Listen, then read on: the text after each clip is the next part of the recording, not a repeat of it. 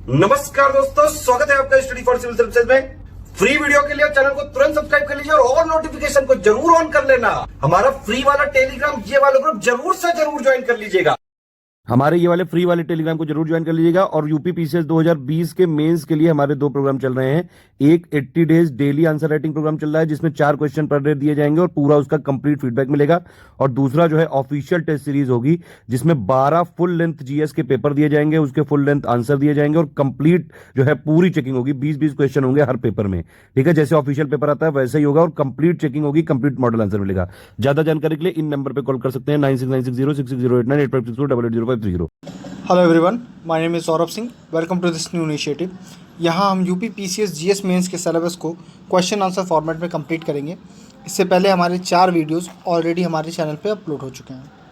आगे बढ़ने से पहले मैं आपको बता दूं कि UP PCS, Uttar Pradesh PCS, Bihar PCS और अदर स्टेट पीसीएस के लिए कई सारे प्रोग्राम चला रहा है। उनकी जानकारी के लिए आप इन नंबर्स पर कॉल करिए और हमारे फ्री टेलीग्राम चैनल को ज़रूर ज्वाइन कीजिए।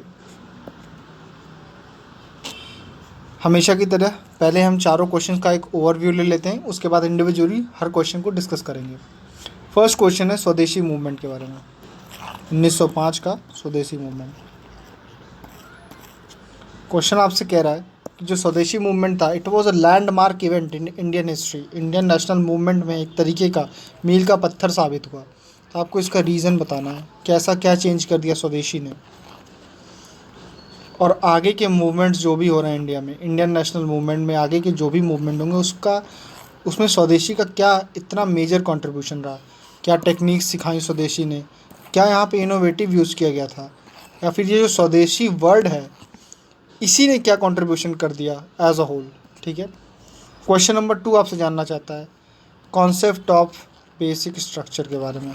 ठीक है, बुनियादी ढांचा या मूल अवसंरचना जो है आपकी जो संविधान की, तो बुनियादी ढांचे का जो कॉन्सेप्ट है जो केशवानंद भारती केस के थ्रू आया है, केशवानंद भारती केस के बारे में 1973।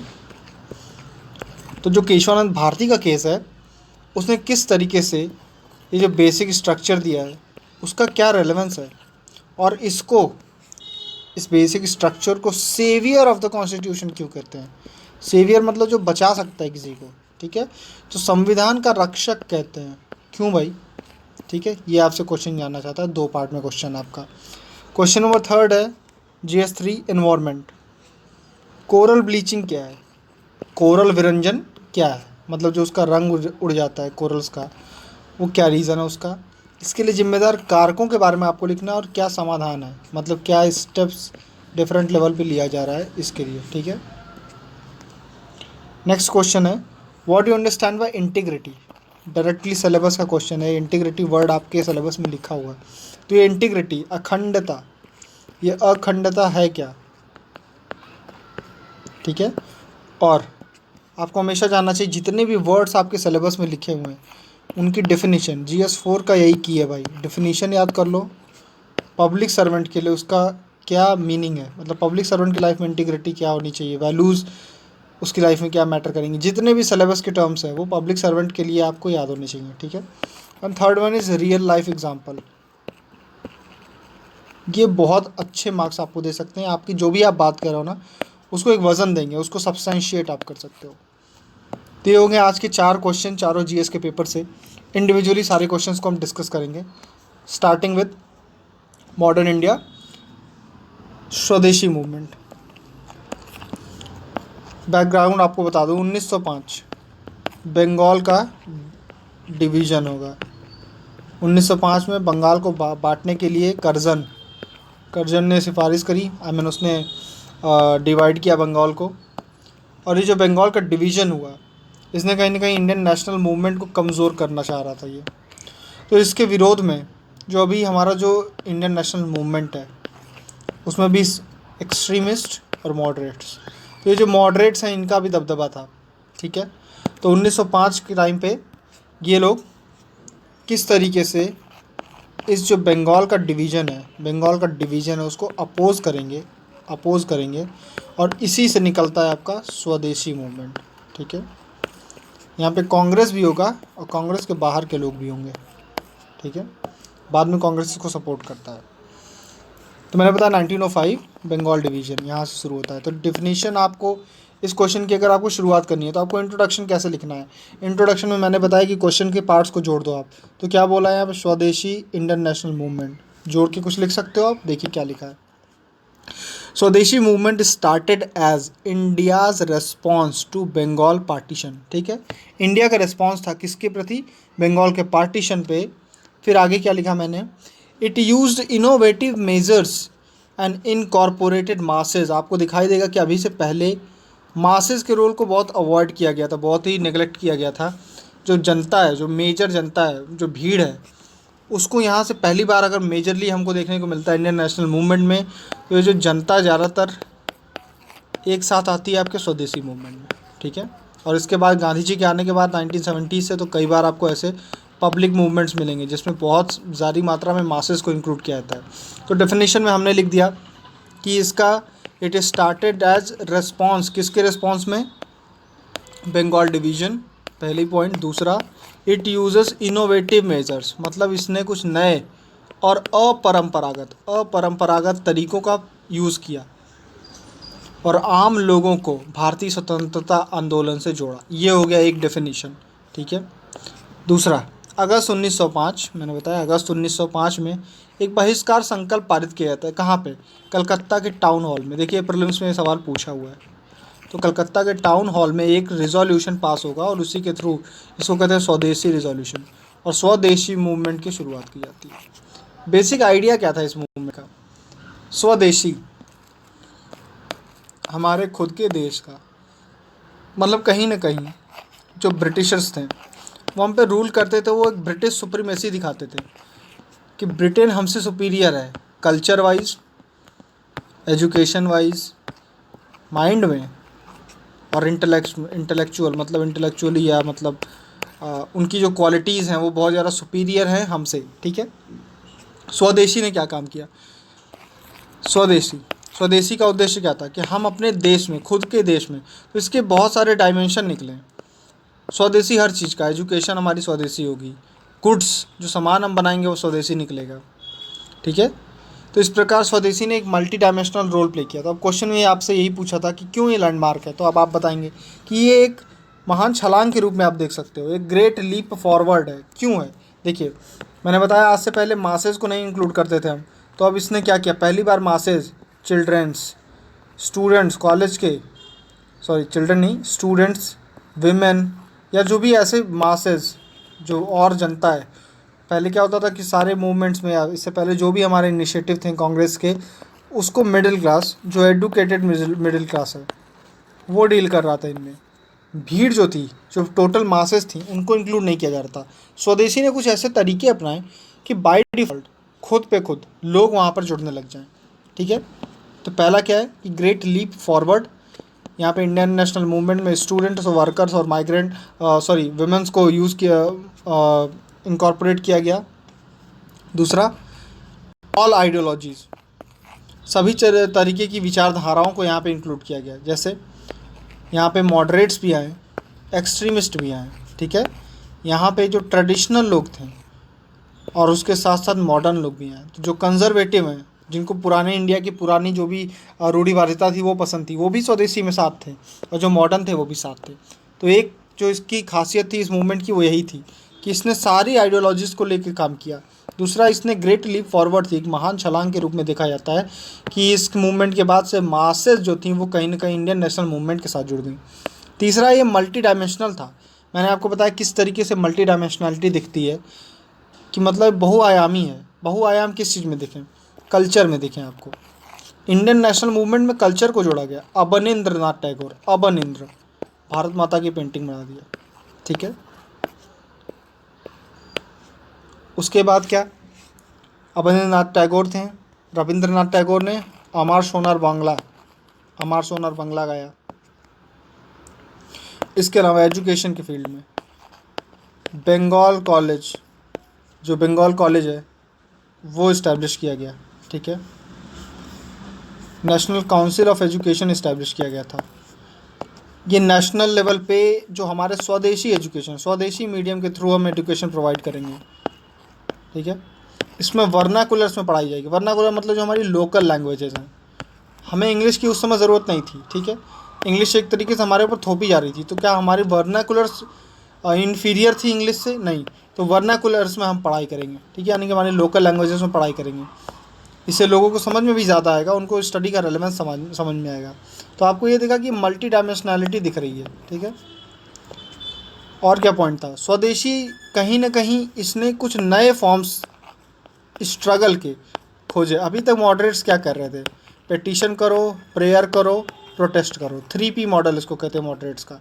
स्वदेशी क्या लेके आया? अलग अलग तरीके लेके आ गया। इसने कहा कि जो भी हमारे फेस्टिवल्स हैं उनको यूज़ करो, फेस्टिवल्स को यूज़ करो। अपना जो प्रोपेगेंडा है, इंडियन नेशनल मूवमेंट जो बढ़ाना है उसको यूज़ करो, उसमें फेस्टिवल्स में यूज़ करो अपने स्वदेशी तरीक़ों से, ठीक है। फिर उसने क्या किया? पब्लिक मीटिंग्स और प्रोसेशन इसने कहा, ठीक है। इन्होंने कहीं पैसिव रेजिस्टेंस की बात की थी, पैसिव रेजिस्टेंस की बात की थी, ठीक है। औरबिंदो कहते हैं कि पैसिव रेजिस्टेंस करो, ताकि हर उस तरीके से ब्रिटिशर्स का सपोर्ट मत करो, ठीक है। इनका सपोर्ट ना करो, ताकि आज की डेट में जो हम हमारा एक्सप्लॉयटेशन कर रहे हैं हमारी ही मदद से, उसको रोका जा सके। ये औरबिंदो घोष ने कहा, ठीक है। इसके बाद empowerment of people. Empowerment of people कैसे किया?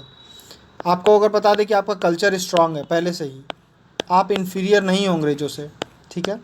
मैं आपका खुद का एक एजुकेशन सिस्टम इस्टेब्लिश करूँगा, आपका खुद एक नेशनैलिटी है, आप इंडियन हो और आप एक फ्रीडम के लिए स्ट्रगल कर रहे हो, आपका खुद ब खुद एम्पावरमेंट होगा। आपका एक जो इन्फीरियर फील कर रहे थे अपने आप को अंग्रेज़ों के खिलाफ, वो हट जाएगा। तो एक तरीके से इसने एक एम्पावरमेंट की फीलिंग ला दी लोगों के अंदर। तो इस तरीके से आप देख रहे हो कितने सारे इंपॉर्टेंस हैं। तो इसीलिए इसको लैंडमार्क इवेंट कहा गया इंडियन नेशनल मूवमेंट के लिए। सबसे इम्पॉर्टेंट था मासेज, उसके बाद मल्टी डायमेंशनल था, तीसरा क्या था? सारी आइडियोलॉजीज़ इसके अंदर थी, ठीक है। उसके बाद आपने देखा कि एम्पावरमेंट इसने कर दिया। यहाँ से इंडियन नेशनल मूवमेंट आपने पढ़ा होगा 1907 का सूरत स्प्लिट, सूरत का विभाजन, जो सूरत में कांग्रेस का विभाजन मॉडरेट्स और एक्सट्रीमिस्ट के बीच हुआ था, ठीक है। तो कहीं ना कहीं इंडियन नेशनल मूवमेंट और कांग्रेस की बागडोर में ज़्यादा मेजर रोल किसको मिल गया है? स्वदेशी के बाद एक्सट्रीमिस्ट को मिल गया था, ठीक है। इसने इंडिपेंडेंस को सेंट्रल थीम बना दिया इंडिया का। सेंट्रल थीम अब इंडिपेंडेंस है, ठीक है। इसने एक कॉमन फीलिंग जगा दी थी, कॉमन फीलिंग अगेंस्ट ब्रिटिश, कि उनके जो गुड्स हैं उसका बॉयकॉट करो, उनकी जो सामान आ रही है वो हमारा एक्सप्लॉयटेशन कर रही है भाई, ठीक है, तो उसके खिलाफ लड़ो। तो इस तरीके से आप देख रहे हो कि एक तरीके का कॉमन फ्रंट डेवलप कर रहे हैं। इनके जो मेथड्स थे, मेथड्स इसको फ्यूचर में भी यूज़ किया गया था। इनके दो तरीके के आपको मेथड देखने को मिलेंगे, कंस्ट्रक्टिव और डिसरप्टिव। डिसरप्ट करना मतलब क्या? कि जो भी ब्रिटिशर्स जिस भी तरीके से हमको रूल कर रहे हैं उस पूरे सिस्टम को आप डिसरप्ट करिए, उसमें विघटन करो किसी तरीके का। और दूसरा क्या? निर्माणकारी काम। तो आप देखो, खुद एनालाइज करो, मैंने जितने पॉइंट बताए उसके थ्रू, कि निर्माणकारी क्या चल रहा है। एजुकेशन के लिए अपना खुद का काउंसिल हम बना रहे हैं, स्वदेशी गुड्स के लिए हम प्रोसेस बढ़ा चुके हैं, ठीक है। उसके बाद हम बाहर के गुड्स को बॉयकॉट करेंगे तो अपना खुद का बनाएंगे, ठीक है। तो आपने ये देखा कि एक तरफ डिसरप्ट कर रहे हैं किसको? ब्रिटिश के सिस्टम को। दूसरी तरफ अपने आप को बढ़ा रहे हैं, अपने कल्चर को बढ़ा रहे हैं, अपने खुद की पेंटिंग स्टाइल डेवलप कर रहे हैं।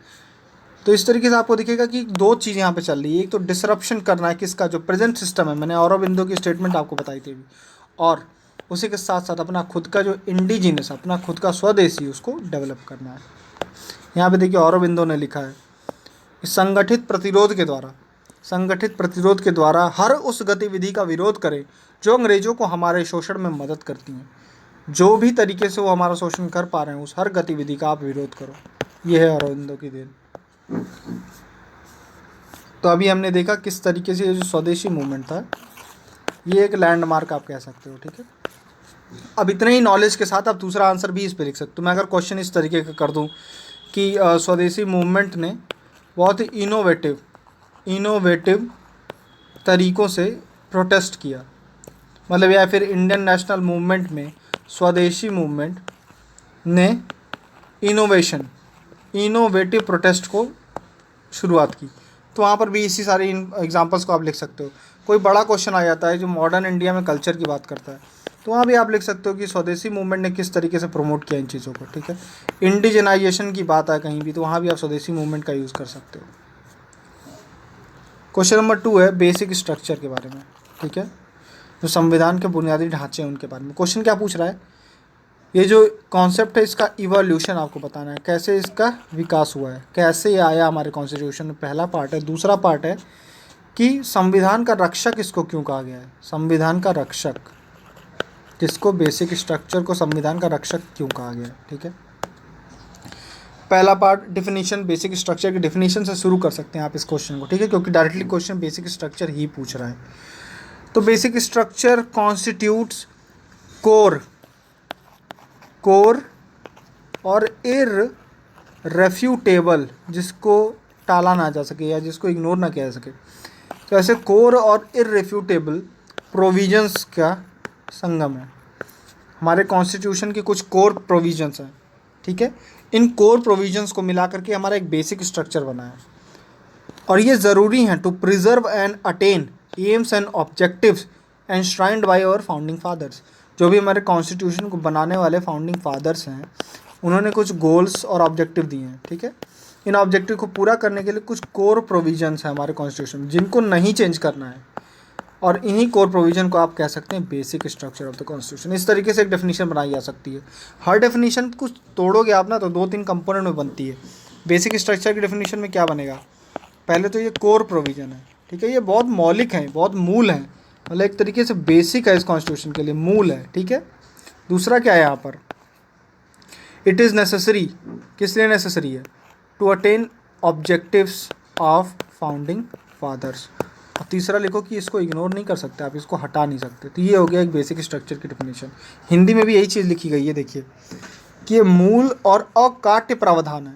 अकाट्य प्रावधान है, प्रावधानों का एक संकलन है, जिसको भारतीय संविधान के संस्थापकों द्वारा सुनिश्चित किया गया है, और उनके द्वारा जो भी उद्देश्य और एम्स हमको दिए गए उनको प्राप्त करने के लिए आवश्यक है, ठीक है। तो ये मौलिक है, मूल है, और उसके बाद भारतीय संविधान के संस्थापकों द्वारा इनको जो भी हमारे लिए एम्स और ऑब्जेक्टिव रखे गए उनको पाने के लिए भी बहुत ज़रूरी है। इसलिए बेसिक स्ट्रक्चर को मेंटेन करने पे कोर्ट का फोकस रहता है। अब थोड़ा इवोल्यूशन के बारे में ध्यान देते हैं। देखिए, इंडिया जो सेपरेशन ऑफ पावर है यहाँ पर, इसके बीच में एग्जीक्यूटिव है एक तरीके का, लेजिस्लेचर विधायिका, जुडिशरी न्यायपालिका, ठीक है। इन तीनों के बीच में कहीं ना कहीं एक दूसरे को चेक करते हैं ये तीनों। चेक करने का मतलब क्या है कि इसके सारे काम को ये ध्यान दे रहा है। जुडिशरी क्या करता है, जुडिशियल रिव्यू, ठीक है। आप कोई भी एक्शन लेगा एग्जीक्यूटिव और लेजिस्लेचर, तो उनके एक्शन को आप कोर्ट में चैलेंज कर सकते हो। तो कोर्ट क्या देखती है, कॉन्स्टिट्यूशनल वैलिडिटी, भाई कॉन्स्टिट्यूशन के प्रोविजन के हिसाब से ये चीज़ सही है कि गलत है। ये क्या होता है, जुडिशियल रिव्यू। तो ये क्या एक तरीके का सेपरेशन ऑफ पावर में चेक्स और बैलेंस है, ठीक है। यहाँ पे हमने देखा भारतीय संविधान शक्ति का विभाजन और नियंत्रण और संतुलन की एक प्रणाली पर आधारित है, पहली बात। दूसरी चीज़, जबकि अनुच्छेद 368 क्या पावर देता है, अमेंड करो कॉन्स्टिट्यूशन को, चेंज कर दो, लेकिन वहीं जुडिशियल रिव्यू का पावर देता है। क्यों, आप इतना भी ना चेंज कर दो कि यहाँ का जो बेसिक स्ट्रक्चर है, जो कोर है, वो चेंज हो जाए। तो आप इस तरीके से भी अपना आंसर शुरू कर सकते हो। जब भी कभी बेसिक स्ट्रक्चर का क्वेश्चन आए, या तो ये डेफिनेशन लिख दो, या दूसरा इस तरीके से कुछ शेयर करो कि भाई सेपरेशन ऑफ पावर इंडिया में तो कुछ कोर है, कुछ पेरीफेरी है। कोर मतलब जो एकदम मूल है, जिसको कभी नहीं छोड़ सकते। पेरीफेरी मतलब परिधि वाली जो चीज़ें हैं, परिधि की प्रोविजन है। तो कोर प्रोविजन को प्रिजर्व करना ज़रूरी है। इसलिए इंडिया में तो 368 के तहत अमेंड करने की पावर तो दी गई है, उसी के साथ साथ कॉन्स्टिट्यूशन ने जुडिशरी को जुडिशियल रिव्यू भी दिया है, ताकि इन दोनों के बीच में एक बैलेंस बना रहे और कॉन्स्टिट्यूशन के कोर प्रोविजन जो है वो सुनिश्चित हो सके, ठीक है। ये लिखा है यहाँ पर। आगे बढ़ते हैं, इसका इवोल्यूशन देखते हैं। इवोल्यूशन मतलब ओरिजिन कैसे हुआ है। आपको सबको पता है कि केशवानंद भारती केस हो रहा है 1973 में, और वहाँ पर सुप्रीम कोर्ट कहता है कि भाई तुमको हर चीज़ अमेंड करने का पावर है, पार्लियामेंट से कहता है सब कुछ अमेंड कर दो इस कॉन्स्टिट्यूशन में, इवन फंडामेंटल राइट भी हटा दो, लेकिन बेसिक स्ट्रक्चर चेंज नहीं होना चाहिए। मतलब इन फंडामेंटल राइट्स में भी ऐसे प्रोविजंस हैं जिनको आप चेंज तो कर सकते हो। जैसे राइट टू प्रॉपर्टी तो हटा दिया, ठीक है, फंडामेंटल राइट ही थी एक तरीके, लेकिन उसको हटाने के बाद भी आज की डेट में हमारा जो बेसिक स्ट्रक्चर, जो कोर वैल्यूज़ है ना कॉन्स्टिट्यूशन की, वो नहीं चेंज होनी चाहिए। तो आपका 368 के तहत जो पावर है वो भी आप यूज़ करो, लेकिन बेसिक स्ट्रक्चर को मत छेड़ो, क्योंकि वो बेसिक स्ट्रक्चर इस कॉन्स्टिट्यूशन के कोर हैं। और जो भी एम्स और ऑब्जेक्टिव हैं उनको पूरा करने में ये हमको एक तरीके की गाइड प्रोवाइड करते हैं, ठीक है। तो पहला क्या होता है कि 1951 जैसे ही कॉन्स्टिट्यूशन इम्प्लीमेंट होगा, जैसे ही वो पावर में आया कॉन्स्टिट्यूशन 1951 में शंकरी प्रसाद का केस हुआ, शंकरी प्रसाद, ठीक है। उसके बाद 1965 का आपका है सज्जन सिंह का मामला। दोनों केसेस में सुप्रीम कोर्ट ने क्या कहा? सुप्रीम कोर्ट ने कहा कि पार्लियामेंट जो है ना, उसके पास एब्सोल्यूट पावर है, मतलब कि उसके पावर पे कोई रोक नहीं है। उसको जो भी प्रोविज़न को चेंज करना है, आर्टिकल 368 के तहत उसके पास ये शक्तियाँ हैं कि वो उसको चेंज कर सकती है, इवन फंडामेंटल राइट्स। अब मैं एक बात बताता हूँ आपको। एक तरफ कॉन्स्टिट्यूशन सुप्रीम कोर्ट ने क्या कहा, शंकरी प्रसाद, और दूसरा सज्जन सिंह। इस केस में क्या कहा कि आप हर चीज़ अमेंड कर सकते हो 368 के तहत, फंडामेंटल राइट भी। आर्टिकल 13 हमारे कॉन्स्टिट्यूशन का, फंडामेंटल राइट की जब शुरुआत होगी 14 से, तो आर्टिकल 13 क्या कहता है कि अगर कोई लॉ कोई नियम, कोई कानून फंडामेंटल राइट का वायलेशन करेगा तो वो क्या हो जाएगा? अनकॉन्स्टिट्यूशनल हो जाएगा। तो ये लॉ की डेफिनेशन क्या होगी? क्या है लॉ? मैं लॉ डिफाइन कर दूँ तो मैं खुद बता दूंगा कि ये फंडामेंटल राइट्स को वायलेट कर रहा है कि नहीं कर रहा है, ठीक है। कॉन्स्टिट्यूशन ने यही किया। और सुप्रीम कोर्ट ने क्या कहा कि आप जो 368 के तहत अमेंडमेंट करते हो, ध्यान से सुनिएगा, 368 के तहत पार्लियामेंट जो भी अमेंडमेंट करता है वो लॉ नहीं है, वो लॉ नहीं, यानी कि वो आर्टिकल 13 के अंदर आएगा ही नहीं। जब वो आर्टिकल 13 के अंदर ही नहीं आएगा तो आप ये नहीं बोल सकते उसने फंडामेंटल राइट का वायलेशन किया। समझ रहे हो आप? कॉन्स्टिट्यूशन क्या कहता है कि आर्टिकल 13 कहता है कि अगर कोई लॉ फंडामेंटल राइट को वायलेट करेगा तो वो चला जाएगा, ठीक है। अब इसने क्या कहा कि हम जो अमेंडमेंट कर रहे हैं ना, वो लॉ है ही नहीं। जब लॉ नहीं है तो आर्टिकल 13 उसके ऊपर लगेगा नहीं। जब आर्टिकल 13 नहीं लगेगा तो बाय डिफ़ॉल्ट फंडामेंटल राइट के ऊपर कर दिया किसको? पार्लियामेंट के अमेंडमेंट को। समझ रहे हो आप? ये किया इसने। तो जो शंकरी प्रसाद और सज्जन सिंह का केस था, यहाँ पर देखिए लिखा है कि कानून, उसने निरंकुश अधिकार दिया कि कानून अनुच्छेद 13 के तहत संशोधन शामिल नहीं है, यानी कि मौलिक अधिकारों के संशोधन करने का पूर्ण शक्ति दे दी गई। मतलब law under article 13 does not include amendment को अंडर 13, आर्टिकल 13 के अंदर लॉ माना ही नहीं।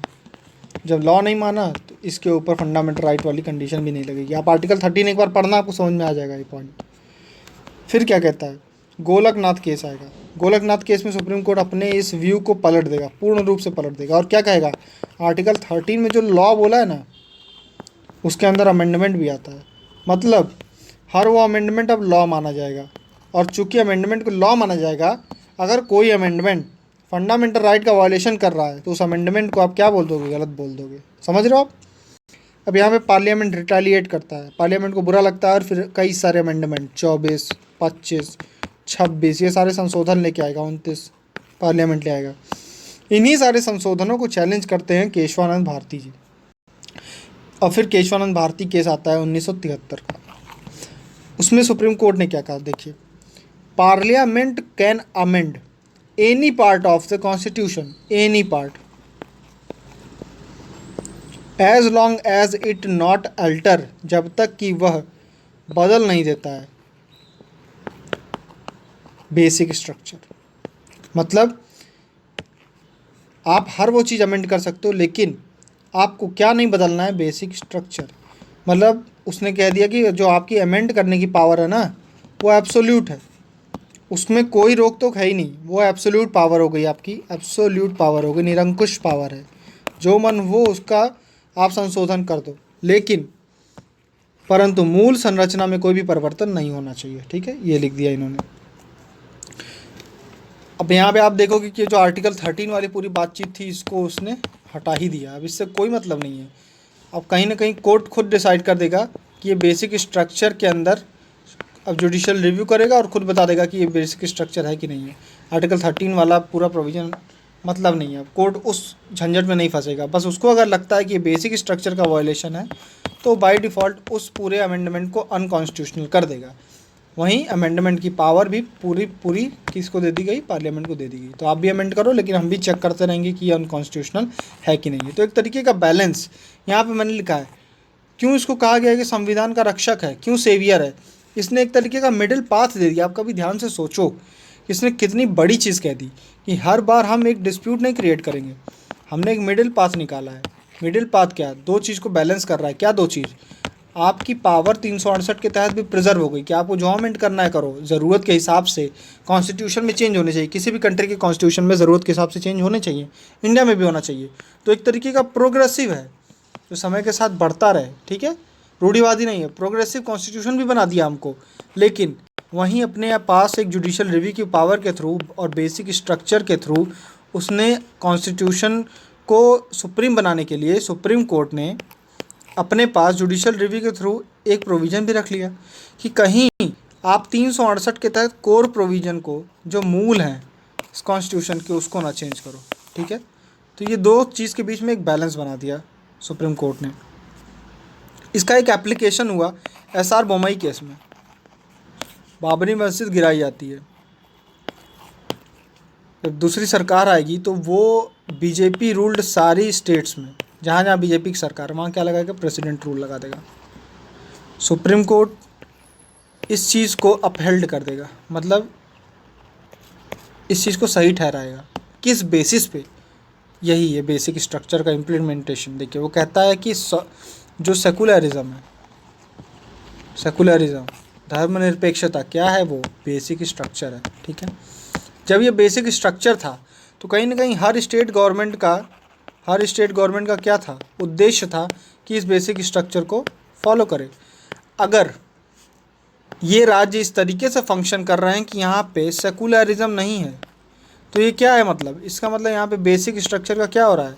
वायलेशन हो रहा है, और इस बेसिस पे यहाँ पे प्रेसिडेंट रूल लगाया जा सकता है, ठीक है। It is a failure of constitutional machinery. तो ये बेसिक स्ट्रक्चर का ही इम्प्लीमेंटेशन है। बहुत इंपॉर्टेंट एग्जांपल है, याद रखिएगा, SR बोमई। तो हमने बेसिक स्ट्रक्चर जब भी आएगा तो 4 केसेस याद रखने हैं, 2 या 3 भी याद रख सकते हैं। शंकरी प्रसाद हैं, SP, सज्जन सिंह, ठीक है, ऑफ कोर्स केशवानंद भारती और SR बोमई। इसके अलावा डिफरेंट केसेस में समय समय पर बेसिक स्ट्रक्चर है क्या, इस पे सुप्रीम कोर्ट ने कई बार मतलब अलग अलग डिसीजन बताता रहता है। कभी बोलेगा कि जुडिशियल रिव्यू है, सेकुलर पॉलिटी ऑफ कंट्री की सेकुलरिज्म एक बेसिक स्ट्रक्चर है, ठीक है। उसी तरीके से और भी कई प्रोविज़न को सुप्रीम कोर्ट ने क्या बता रखा है? बेसिक स्ट्रक्चर बता रखा है। तो आप अगर 4, 5, 6 याद रखते हैं तो वो सही है, आप कहीं भी एग्जाम्पल्स में कोट कर सकते हैं। तो ये था क्वेश्चन बेसिक स्ट्रक्चर के बारे में। आगे बढ़ते हैं। थर्ड क्वेश्चन है कोरल ब्लीचिंग के बारे में। कोरल विरंजन क्या होता है? पहला part, explain the factor responsible और सोल्यूशन, या फिर जो भी स्टेप्स गवर्नमेंट्स ले रही हैं, ठीक है। किसी भी पेपर में देखो, GS 3 के पेपर में डेफिनेटली कुछ स्कीम वगैरह आपको याद होनी चाहिए। कुछ स्कीम याद रखिए, क्वेश्चन में पूछे चाहे ना पूछे, सोल्यूशन के टाइम पे आप 2 चीज़ बनाओ। पहले आप लिखो स्टेप्स टेकन, क्या क्या अभी लिया गया, फिर अपना सोल्यूशन भी बता दो। तो ये दोनों ले लो आप, ठीक है। और एक डायग्राम अगर बना सकते हो तो इससे अच्छा कुछ है ही नहीं। कोरल ब्लीचिंग, कोरल्स क्या होते हैं आपको पता ही होगा। कोरल पॉलिप्स, ठीक है, कैल्शियम कार्बोनेट, और इनके अंदर एक एल्गी रहता है, एल्गी, उसका नाम क्या है? ज़ूज़ैंथेली,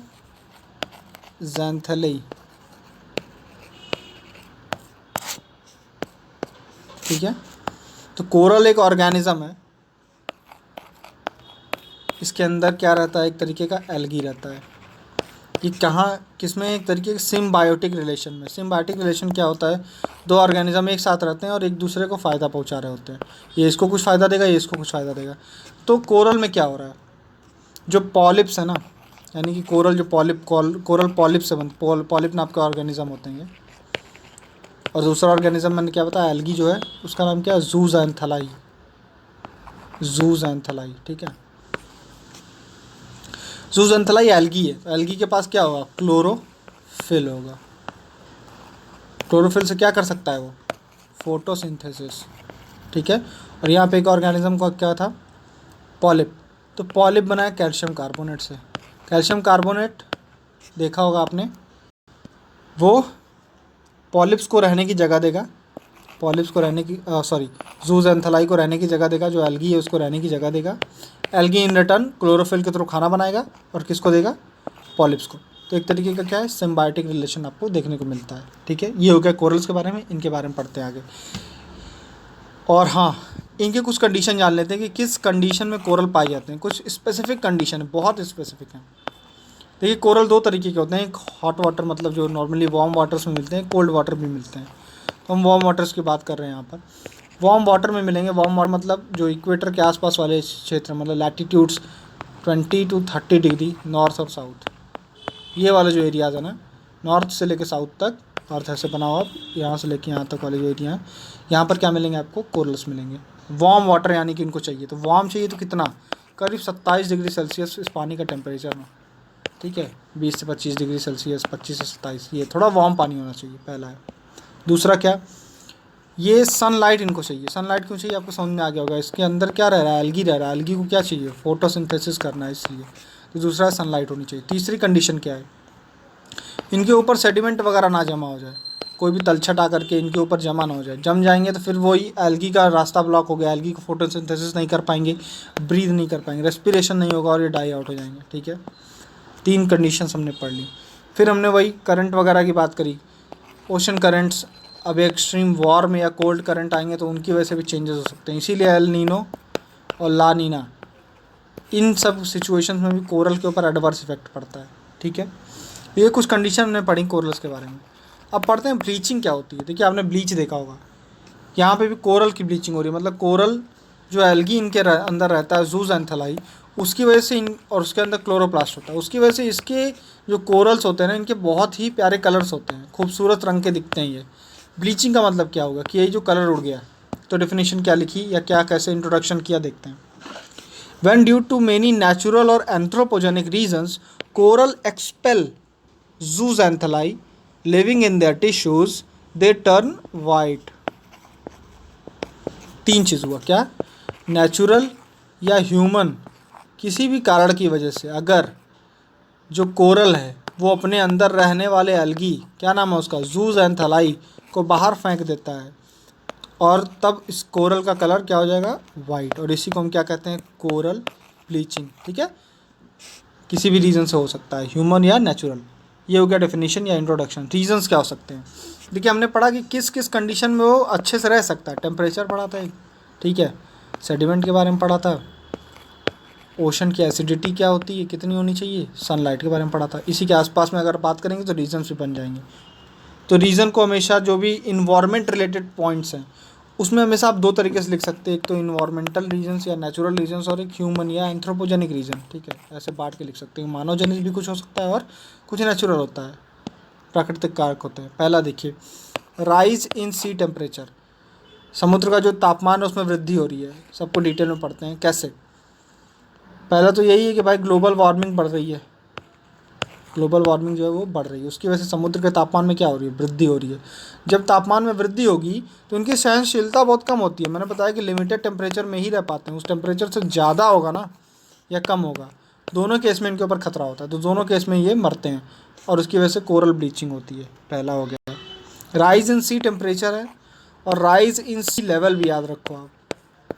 सी लेवल क्या? ग्लोबल वार्मिंग हो रही है, ग्लेशियर पिघल रहे हैं, उसकी वजह से पानी का जो स्तर है वो बढ़ रहा है।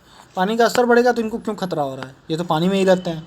होता क्या है कि मान लीजिए पहले ये यहाँ थे, अब और डूब के यहाँ चले गए, तो जो सनलाइट इनको चाहिए थी ना, अब चूँकि ये गहरे पानी में, तो सनलाइट इनको कम मिलेगी। तो इनके एल्गी जो है क्लोरोप्लास्ट, उनके पास जो है क्लोरोफिल जो है और इनका जो फोटोसिंथेसिस है, प्रकाश संश्लेषण, वो नहीं होगा, और इस वजह से भी यहाँ पर इनकी डेथ होगी। तो हमने पढ़ा सी से 2 चीज़ें, rise in sea temperature, rise in sea level, ठीक है। तीसरा है ओशन एसिडिफिकेशन, महासागर का अम्लीकरण। अम्लीकरण मतलब क्या है? एसिड फॉर्मेशन हो रहा है किसी तरीके का।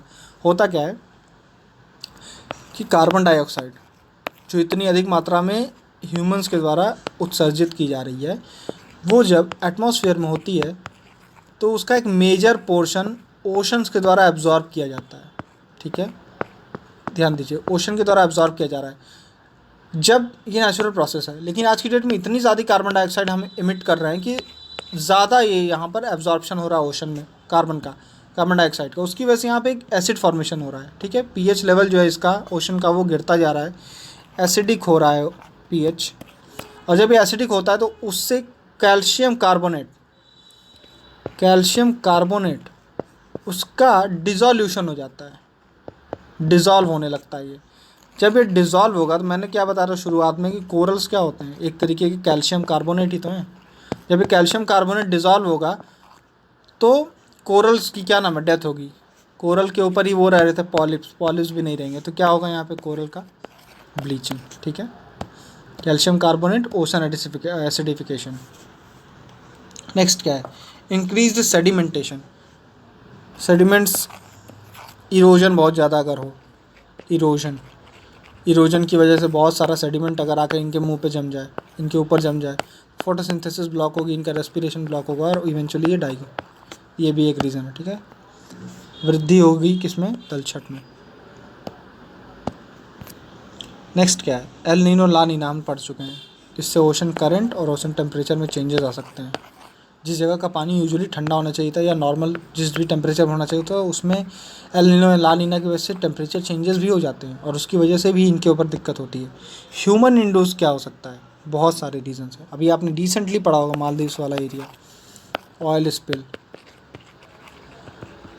Great barrier reef, oil spill समझ रहे हो आप, टैंकर जो तेल लेके जा रहे होते हैं वो टैंकर लड़ गए या किसी भी कारणवश जो तेल का रिसाव होता है पानी में, उसकी वजह से पानी की सतह, आपको पता है पानी के ऊपर तैरता है तेल, जब पानी के ऊपर तेल तैरेगा सनलाइट को ब्लॉक करेगा, सनलाइट यहाँ पे रहने वाले जानवरों को नहीं मिलेगी, फोटोसिंथेसिस नहीं होगी तो मर जाएंगे।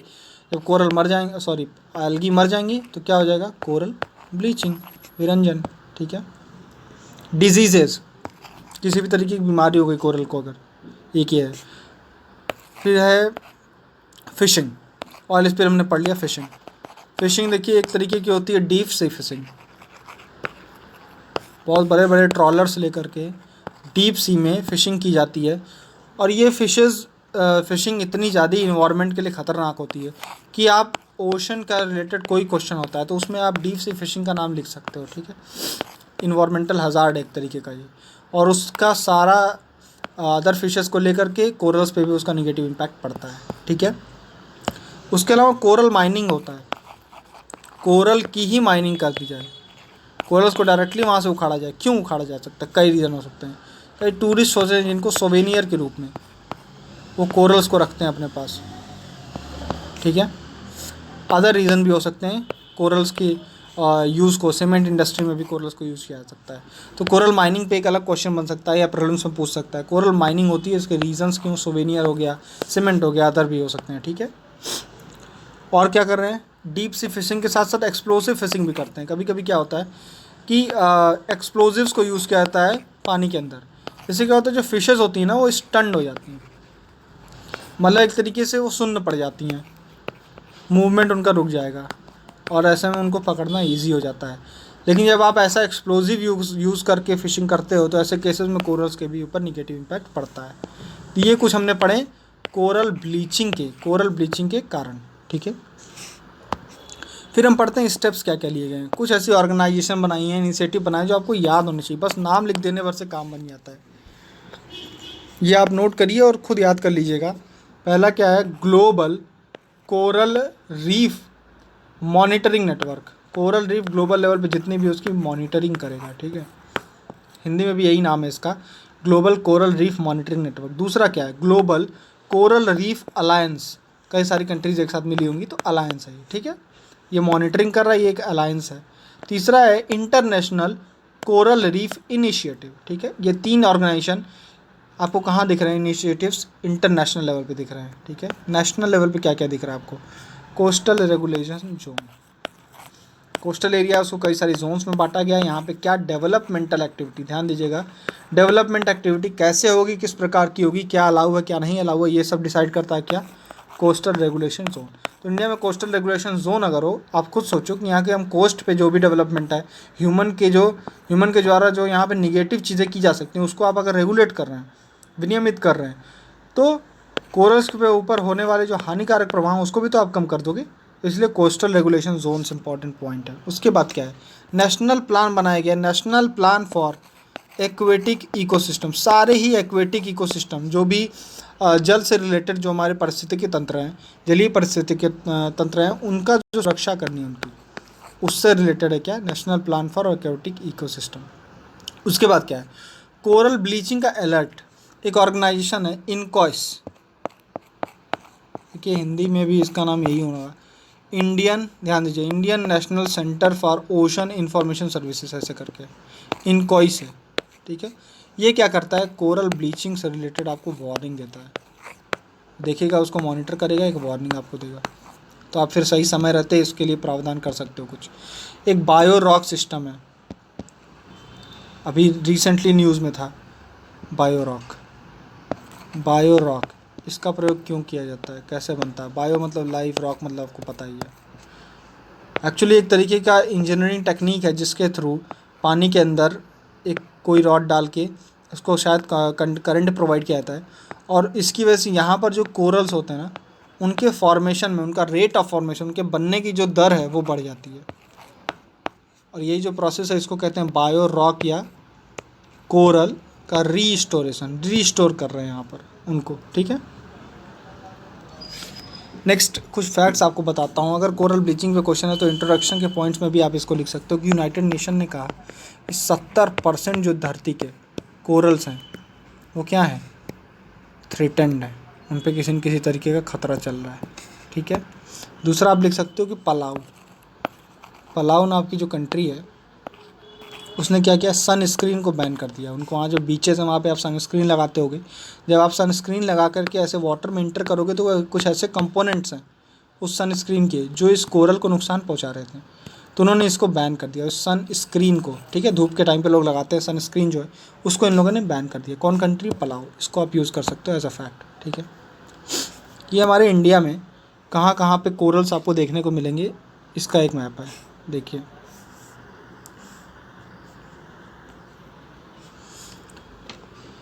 गल्फ़ ऑफ मन्नार वाला क्षेत्र जो है, लक्षद्वीप, कोरल आइलैंड्स हैं, अंडमान्स, ठीक है, ये मालवान, और गल्फ़ ऑफ कच्छ में मैंने अभी आपको बताया बायो रॉक टेक्निक बताई है ना, बायो रॉक, अभी जो तुरंत बताया बायो रॉक, उसका प्रयोग करके कोरल का रिस्टोरेशन किया जा रहा है आज की डेट में, ठीक है। तो ये bio rock, gulf of Kutch आप याद रखिए, और ये कुछ एरियाज़ हैं। कोरल से रिलेटेड क्वेश्चन हो, वेटलैंड से रिलेटेड क्वेश्चन हो, एक मैप बना के तुरंत लोकेट कर देना चाहिए। आगे बढ़ते हैं क्वेश्चन नंबर 4 की तरफ।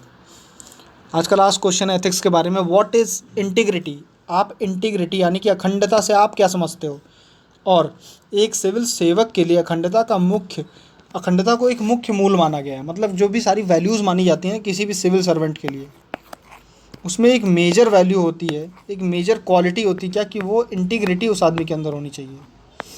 तो आखिर भाई है क्या इंटीग्रिटी, और उसको क्यों इतना मेजर रोल दिया गया है, ये पढ़ते हैं। कुछ एग्जांपल देखेंगे। मैंने बताया था भाई एथिक्स के क्वेश्चंस में आपको यही है, डेफिनेशन पक्का याद होनी चाहिए, रियल लाइफ एग्जांपल भी आपके पास पता होनी चाहिए। तो जो एथिक्स की आप नोट्स बना रहे हो या मेरे थ्रू जो भी आपको इन्फॉर्मेशन मिलती है, मैं कोशिश करता हूँ आपको एग्जांपल्स देने की, आप एग्जांपल वहाँ नोट करते रहो, ठीक है। तो अखंडता की डेफिनेशन, C.S. लुईस कहते हैं, integrity is doing the right thing even when no one is watching you. मतलब एक होता है कि मैं सही काम कर रहा हूँ, ठीक है, ऑनेस्टी, और एक होती है इंटीग्रिटी, मैं सही काम कर रहा हूँ लेकिन जैसे ही मेरे ऊपर से वो पहरा हटा, मैं फिर से उस चीज़ को भूल करके गलत काम करने लग गया। तो इंटीग्रिटी ये है कि आपके ऊपर बाहर से आउटर कोई कंट्रोल नहीं है, ठीक है, there is no outer control, but आप एक्ट कर रहे हो ऑनेस्टली इवन व्हेन कोई आपको नहीं देख रहा है, ठीक है। ये होती है इंटीग्रिटी। ये एक इसके अकॉर्डिंग C.S. लुईस कहते हैं कि आप तब भी सही काम करने का विशिष्ट गुण है एक तरीके का ये, जब कोई नहीं देख रहा हो। It is doing the right thing even when no one is watching you. इससे हमको क्या समझ में आ रहा है कि एक अनकरप्टिवनेस की स्टेट है, अनकरप्टिवनेस मतलब गैर भ्रष्ट। आप किसी भी स्टेज में भ्रष्टता के बारे में सोच ही नहीं सकते, भ्रष्टाचार के बारे में नहीं सोच सकते, तो ये अनकरप्टिवनेस है। ठीक है, इन सब से आप अपनी डेफिनेशन शुरू कर सकते हो। आप इस तरीके से शुरू करो, ये लिखना है तो ठीक है, नहीं तो आप इन सब को चारों को मिला के एक डेफिनेशन बना सकते हो, जैसे मैं अभी बताऊंगा। दूसरा क्या है, अनडिवाइडेड मॉरल वैल्यूज़। आपकी जो मॉरल वैल्यूज़ है ना, नैतिक मूल्य हैं, वो अविभाजित है। मतलब जो भी आप अपने लिए नैतिक मूल्य रख रहे हो लाइफ में, आप उनके ऊपर चलने को तैयार हो। ध्यान से सुनिएगा, अभी इसके एप्लीकेशन हम देखने वाले हैं। ये कहीं ना कहीं एक ऐसा ये पावर है या ऐसी आपकी क्वालिटी है कि आपने उसको आत्मसात कर रखा है। कोई आपको नहीं भी देख रहा है, कोई भी तरीके का आपके ऊपर चेक्स और बैलेंस नहीं है, कोई आपको पूछने वाला नहीं है कि आप क्या कर रहे हो, गलत कर रहे हो, सही कर रहे हो। फिर भी अगर आप सही करो, ऐसे केस में आप इंटीग्रिटी के वाले इंसान हो, इंटीग्रल आदमी हो। ठीक है, ये है इंटीग्रिटी। एग्जाम्पल देख लेते हैं। मान लीजिए एक गिलास थी, वो मुझसे टूट गई है। ठीक है, गिलास मुझसे टूट गई। अब आपने मुझसे पूछा, भाई तुमने गिलास तोड़ दी? मैंने बोल दिया हाँ भाई मुझसे टूट गई। ये क्या मैंने करी? ऑनेस्टी। आपने मुझसे नहीं पूछा गिलास टूटी है, गिलास टूटी है, आप रूम में आए, आपने देखा गिलास टूटी है। आपने मुझसे ना पूछा ना मैंने आपको बताया, मैं चुपके से निकल गया। मैंने तो दिमाग में आया कि भाई ठीक है, उसने पूछा नहीं, अच्छी बात है यार, बताना नहीं पड़ा, एम्बेरसमेंट नहीं हुआ। ये क्या है भाई, मैं इंटीग्रिटी वाला इंसान नहीं हूँ। तब समझ रहे हो आप कि ऑनेस्टी तब होती है जब मुझसे कोई पूछे और मैं बता दूँ। बिना पूछे अगर मैं बता देता उससे कि भाई ये गलती मेरी है, तुम्हारा जो भी नुकसान हुआ उसका कारण मैं हूँ, ये मैं क्या फिर बोलता कि मैं इंटीग्रिटी वाला इंसान हूँ। ठीक है, अखंडता ये है। अभी और एग्जांपल सुनेंगे, एग्जांपल्स के थ्रू पता चल जाएगा आपको। कंसिस्टेंसी ऑफ बिहेवियर होना चाहिए। कंसिस्टेंसी ऑफ बिहेवियर क्या होता है? आप जो बिहेवियर कर रहे हो ना, जैसे मान लो वो होता है ना, बचपन में कभी दुकान पे गए और 10 रुपये ज़्यादा दे दिया दुकान वाले ने, तो कभी मूड आया लौटा दिया, कभी मूड आया ज़रूरत रही तो कहे नहीं यार आज रख लेते हैं, आज तो पैसे की ज़रूरत है।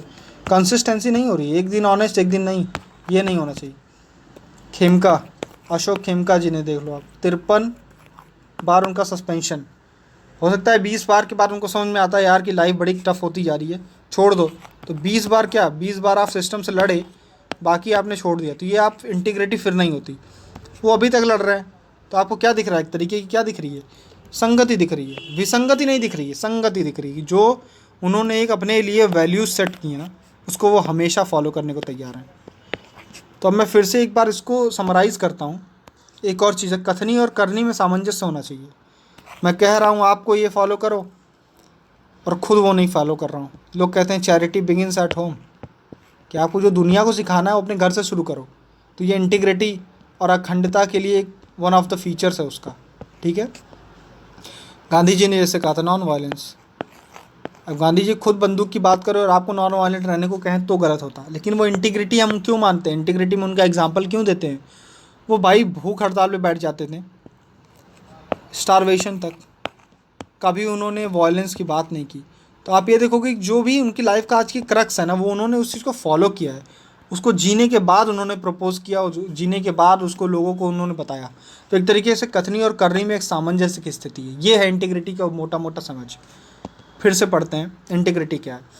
पहली चीज़, कथनी और करनी में अंतर नहीं होना चाहिए। आपके वर्ड्स और एक्शन में क्या होनी चाहिए? कोहेरेंस होनी चाहिए। आपके एक बिहेवियर में कंसिस्टेंसी होनी चाहिए। खेमका का एग्जाम्पल, जो सर हैं खेमका जी, उनका एग्जाम्पल है। व्यवहार में आपके विसंगति नहीं होनी चाहिए। कथनी और करनी में सामंजस्य होना चाहिए। अविभाजित नैतिक मूल्य होने चाहिए। आपकी जो भी नैतिक मूल्य आपने अपने लिए डिसाइड किए हैं वो अनडिवाइडेड होने चाहिए। और भ्रष्टाचार आपके अंदर बिल्कुल नहीं होना चाहिए। तो इस तरीके से आप वो इंसान बनोगे कि जब आपको कोई नहीं भी देख रहा होगा तो भी आपके अंदर के जो मॉरल वैल्यूज़ हैं, आपके अंदर का जो, जिसको हम कहते हैं कॉन्साइंस, ठीक है, या आपकी जो अंतरात्मा है, वो आपको रेगुलेट करेगी। बाहर से कोई आपको रेगुलेट नहीं कर रहा, आपकी अंतरात्मा आपको रेगुलेट कर रही है, और उस तरीके से आप एक इंटीग्रिटी वाले इंसान बनोगे। ठीक है, ये हो गया डेफिनेशन। इसके थ्रू आप कोई भी डेफिनेशन बना के लिख सकते हैं। एग्जाम्पल्स इसके देख लेते हैं, इंपॉर्टेंस क्या है। ये कुछ पॉइंट्स हैं, एग्जाम्पल के थ्रू समझेंगे। देखिए, सिविल सेवक के लिए 7 मूल्यों के बारे में बात की है। यूनाइटेड किंगडम में एक कमेटी बनाई गई थी, एक समिति बनाई गई, इसका नाम है नोलन कमेटी। लेकिन नोलन कमेटी ने 7 क्वालिटीज़ बताई हैं किसी भी सिविल सर्वेंट की, 7 क्वालिटीज़। उसमें से एक क्वालिटी क्या थी? इंटीग्रिटी। ठीक है, 7 क्वालिटीज़ हैं, उसको हम इंडिविजुअली बारी बारी अलग अलग क्वेश्चन से पढ़ेंगे। 7 क्वेश्चन पढ़ेंगे अलग अलग, वो आपको याद हो जाएंगी। कभी भी जो एथिक्स का क्वेश्चन है, सिविल सर्वेंट की बात हो रही है, नोलन कमेटी का नाम तो आता ही आता है। ठीक है, तो आपको नोलन कमेटी की बात करनी है। 7 वैल्यूज़ उसने बताई, उसमें से one of the value integrity है। तो पहला पॉइंट तो यही बता दिया कि क्वेश्चन ने पूछा कि क्यों ज़रूरी है, तो पहला आप बताओगे कि इतनी इंपॉर्टेंट है कि 7 ही पॉइंट बताया है नोलन ने, उसमें से एक तो इंटीग्रिटी ही बोला है। ठीक है, दूसरा, सिविल सर्वेंट को ये हेल्प करता है कॉन्फ्लिक्ट ऑफ इंटरेस्ट, हितों के टकराव वाली सिचुएशन में बचने के लिए। हमने पढ़ा भी कि वह आदमी कथनी और करनी में अंतर नहीं करेगा। ठीक है, कोई और नहीं भी देख रहा तो भी गलत नहीं करेगा। तो ऐसा जो इंसान होगा वो अपने आप को कॉन्फ्लिक्ट ऑफ इंटरेस्ट, हितों के टकराव से बचा के रखेगा। जैसे मैंने एग्जांपल दिया था जेटली जी का, अरुण जेटली जी का, वोडाफोन केस के वकील थे वो, जब वो फाइनेंस मिनिस्टर नहीं थे। जब वो फाइनेंस मिनिस्टर बनते हैं तो वही वोडाफोन केस उनके पास आता है और AGR, एडजस्टेड ग्रॉस रेवेन्यू के तहत 20,000 करोड़ रुपए का सुप्रीम कोर्ट ने कहा कि इनको देना पड़ेगा, वोडाफोन को पे करना पड़ेगा। अब मैं फाइनेंस मिनिस्टर के लिए यहाँ पे कॉन्फ्लिक्ट ऑफ इंटरेस्ट की सिचुएशन बनी।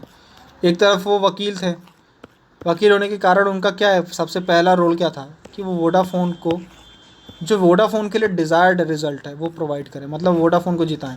फाइनेंस मिनिस्टर के तहत स्टेट, कंट्री का जो एक्सचेकर है, स्टेट को 20,000 करोड़ का नुकसान नहीं होना चाहिए। तो एक कॉन्फ्लिक्ट ऑफ इंटरेस्ट आ रहा था।